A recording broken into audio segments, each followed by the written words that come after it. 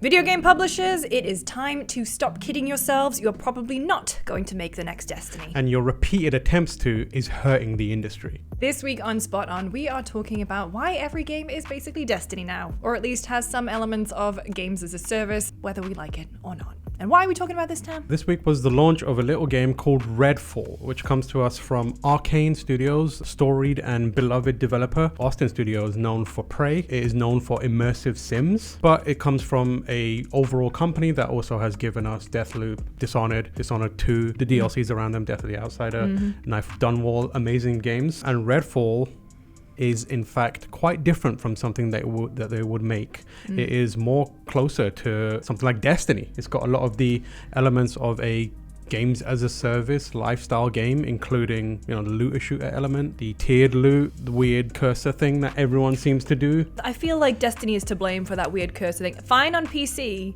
but on console, it's taken me probably since 2015 to get used to. I don't like it. When you play the game, it feels like those elements of a games as a service that are standardized at this point in a lot of games are actively clashing with the design that we know Arkane is known for. We're not saying that Arkane can't make another game. It just feels like this was an immersive sim with more ambition and open world, and then suddenly a games as a service title. Obviously, it's happened with Redfall, which comes from a studio that is very close to both of our hearts. We love an immersive sim, but it is kind of indicative of the way the industry has certainly been changing. Games as a service, those elements existed before Destiny, but now everything is really trying to ape the Destiny model with limited success, I would say. Almost no success for the most part. Obviously, we've seen this before with Warcraft clones, but now it's Destiny's time.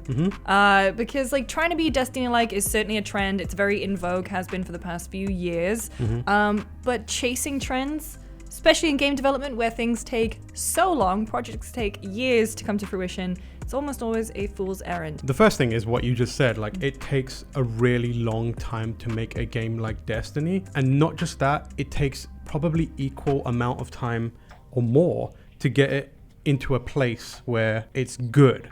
Like Destiny, for example, came out, and people who are around at that time will remember it wasn't great for a while. 6 out of 10 GameSpot.com at launch. Yeah, exactly. It took a year after Destiny came out for it to start to get good, and that was the release of The Taken King. From that point on, people started treating it as a real kind of this has got potential. People would argue that it still didn't get amazing until Destiny 2, at which point it's still a constant push and pull struggle between is it good, is it bad? Every new update changes that conversation in a significant way. It's definitely this ebb and flow of success with these lifestyle games. You have to have that dedicated audience who are going to be with you through thick and thin. Games that are now coming out in the wake of Destiny, trying to be Destiny, they are naturally behind the trends. They are lagging in terms of a lot of design ideas, kind of developments in the industry, and also the sentiment around games as a service with the audience. You might start making a games as a service now, and by the time it's out, people hate that. Chances are, if you're making a Destiny-like or a games as a service title, there's a pretty good chance that you're already outdated.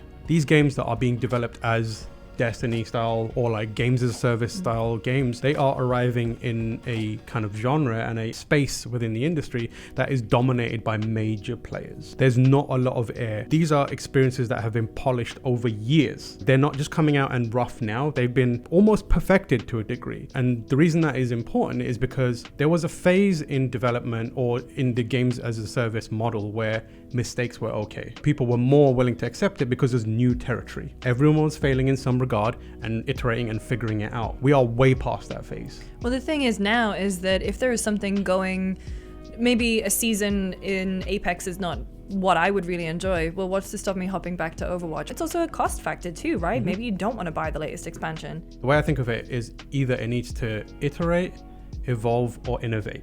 Is your games as a service doing one of those? Because that's the only way you can exist in a genre that has its titans. And sadly for Redfall, they had those ideas implemented, and sadly not well. The fact that only the host carries on progression, for example, seems pretty obvious, but the reason why a lot of the times publishers and developers are chasing the games as a service Destiny-like trend is because it brings in a ton of money. Video game development, exceedingly expensive, and so why make a bunch of games that people might buy for $60, $70, play once, trade in, when you can make one boxed product, release extra content down the line where people are going to pay more money for. That's a major part of it. And, we had this period where pre-owned and second-hand games were genuinely a problem. It was remember EA's online passes? Yeah, all this kind of stuff. The Cerberus network. There was so many solutions that didn't work to try and curtail that kind of, I bought the game for you, now I'm gonna a week later let GameStop take all the profits from that, or whatever retailer it is. So that's a big part of it.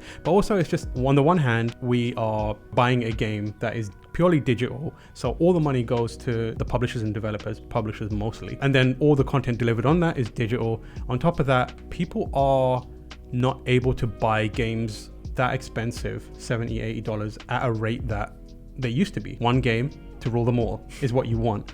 And then on top of that, it fits into this lifestyle that we have now. We open an app and we watch a series. We open YouTube, we watch a bunch of videos. When it comes to games, you want people to think of it as an ecosystem and a world you keep coming back to.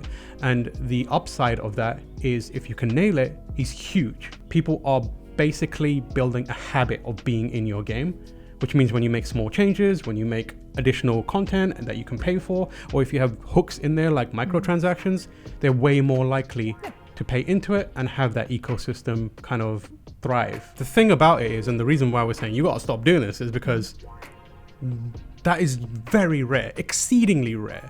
You're more likely to hit the worst case scenario. It's forcing talented developers who are known for certain things to step out of their comfort zone in a way that feels forced. I'm not advocating for never letting developers do anything else. I tweeted about this. I think Arkane is capable of making any game. The difference is are they making that game on their own terms? Avengers is the perfect example. Crystal Dynamics is known for single-player, story-driven campaigns. The best part of Avengers is the Kamala Khan campaign. That was the thing that we were all going around being like, the campaign's really good, people should play this. The games as a service title part of it was not good. I can't even tell you if Spider-Man is out yet. Is he out? Who knows? I played that game intensely for ages. It released in 2021. He was out? Yeah, okay. 2021. Well, no one cares. Gotham Knights is another example of what happens when it feels forced. All the stuff that I liked about Gotham Knights is the same stuff I liked about Arkham Origins, all undermined by the games as a service stuff. And it's why people are so concerned about Suicide Squad, which is, a game that we haven't really had that much of an in-depth look at, other than, hey, shoot the purple stuff for massive damage. I am a huge fan of Rocksteady. A huge fan of Rocksteady, a huge fan of Batman, a huge fan of the DC stuff around that. When they revealed the games as a service element of this, I cannot tell you how deflated I felt. And I know for a fact everyone else is exactly the same. We've been waiting so long for this, and now we have this, it feels invasive. These games feel invasive now, where it's like, you're not just gonna play this, you need to commit forever to this. If you are trying to make an ambitious Destiny style game because it's the trend, chances are the trend that you will actually hit is the one of failure. That was the first episode of Spot On. Every week, Tam and I are going to be tackling another hard-hitting industry topic, so we hope you'll join us here every Friday. We don't want to end all doom and gloom. This week, wanted to highlight the fact that it is Ludo Narracon over on Steam. It is the festival's 5th year, basically a celebration of narrative-driven games. There is 35 demos. There are a bunch of really cool talks. If you're on GameSpot this week, you'll see we've launched a whole bunch of new shows, so please go check those out. Tomorrow, we're going to have Firearms Expert Reacts, and Sunday, we'll have Dave Klein doing How It's Saved with Resident Evil 4. So it's been a big week. Huge week. Huge week. Yeah. And thank you so much for watching. You want to get a whale? Yeah. You want a whale? Or you want some minnows who will